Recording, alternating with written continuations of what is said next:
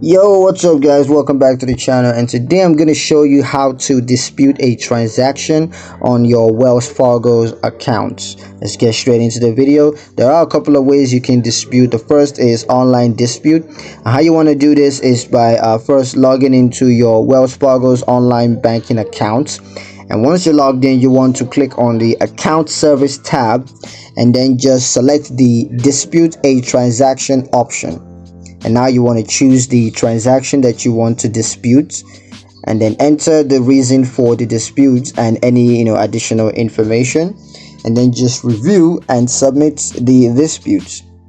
Now for mobile app dispute, what you want to do is to access the Wells Fargo's mobile app on your device, and of course sign into your account. And then once you're signed in, you want to choose the account service option, and then select the dispute a transaction option. And now just choose the transaction that you want to dispute, and then enter the reason for the dispute and any additional information you may have. And then once you're done with that, just review and submit the dispute.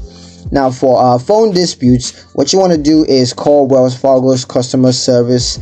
The number is right there on the screen, and just share your account information to verify your identity, and then just inform the representative about the transaction that you want to dispute and explain the reasons for the dispute. Likewise, you need to provide any additional information that you may have.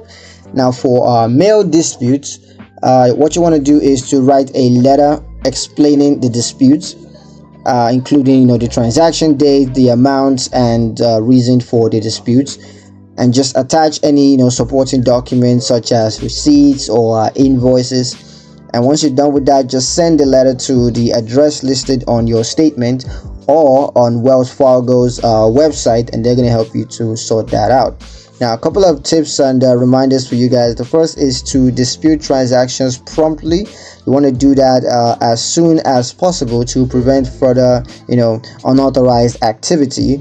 You also need to keep records of your dispute, including the date, time, and reference number.